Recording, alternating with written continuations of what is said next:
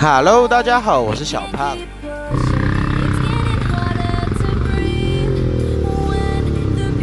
我们这一次来到的是位于五股的硬汉岭。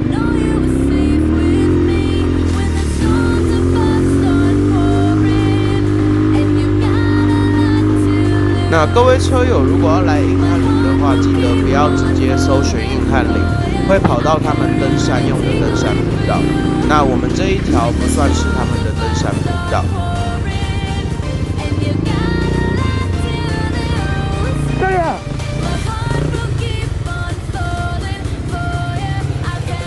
他们登山步道的话是旁边另外的路口有楼梯，那登山步道也可以通到蛮多其他的地方，甚至还可以有一条路是下到巴黎的。那这边也会有部分的游客跟登山客会来走，可能是因为防疫期间想要跟大家避开吧。那因为登山步道的人还蛮多的，所以他们可能就绕来土路这边。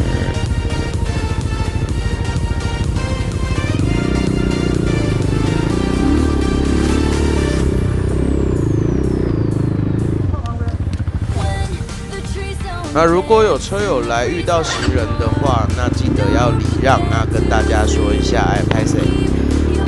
对啊，因为毕竟我们是来骑车的。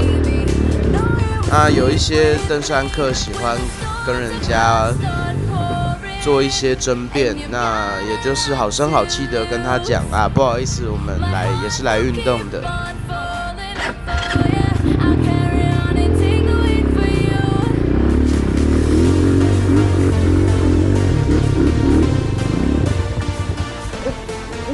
那刚刚岔路往右边的话，这一条是大家俗称的，算是比较小暗黑的部分。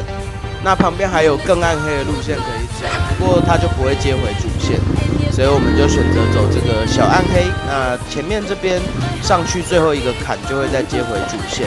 那如果刚刚岔路没有右转的话，就是沿着主线走，也蛮好玩、蛮有趣的，难度就比较不会那么高。那这一段的话，石头会比较多，它会有一些石头的坎，像今天地板有一点湿，就会不太好上。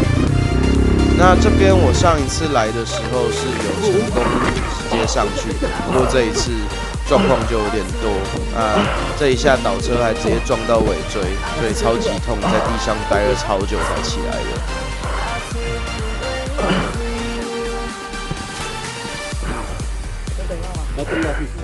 哦，有点痛。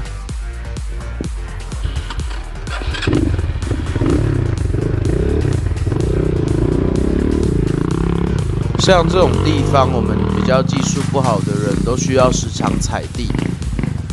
那身为这种脚短一族的我，没有了，就踩不到地，就直接朝地板坐了下去，然后我的尾椎就去蹬到下面的石块。有车友说我蹬超大力的，真的是爆炸痛，一直痛了大概1个多礼拜吧。骑车在一些凹凸不平的地面都还会隐隐作痛。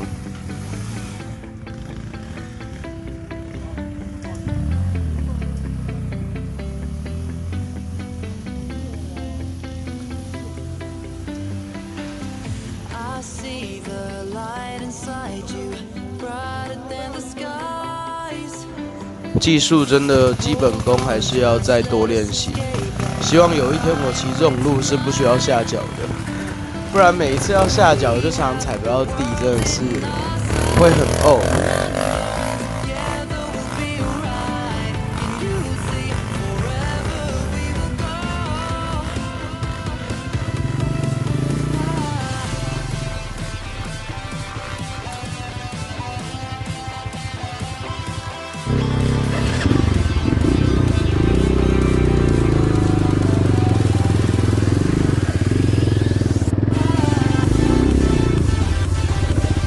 那前面看得到车友的地方就是最后一个坎，要接回主线，就过了那个坎，右转之后就会再继续接到主线的上坡，那就继续往硬汉岭前进。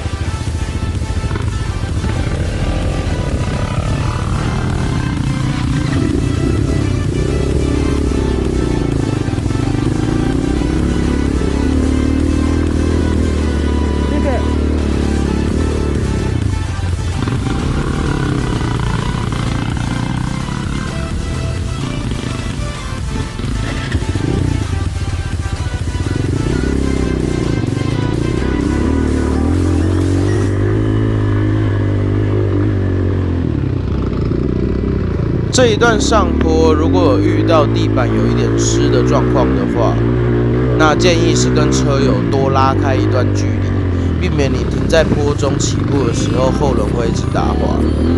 像待会有一段路看起来很平坦，而只要地板稍微有一点湿，那个地面感觉就像抹了一层油，在那边超容易打滑的。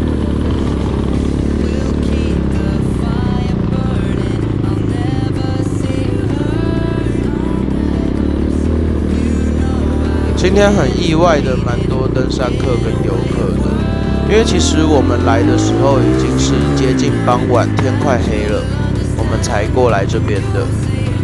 结果还是蛮多人的，可能大家真的怕疫情吧，因为我们看硬汉岭的停车场停了非常多的车，所以他们正规的登山步道应该真的是人山人海吧，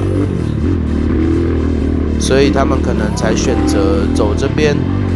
可以避免人群接触。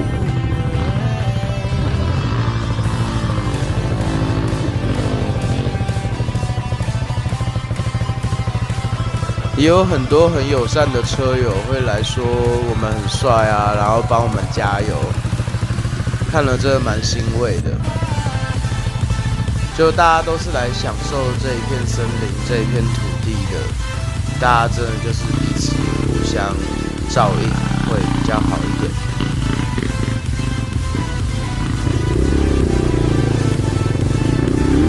那刚左边车友上去的路是死路，不过那一段坡感觉应该也蛮好玩的。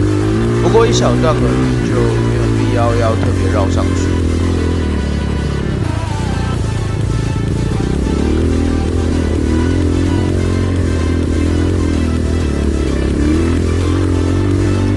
硬汉岭这一段岭道蛮小条的，算是比较轻松一点。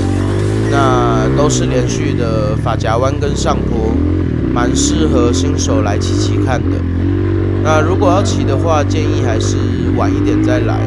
像我们这时候来，还是会遇到一些游客。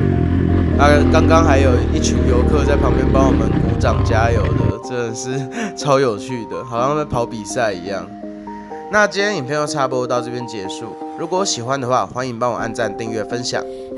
那我们就下一支影片见喽！我是小胖，大家拜拜。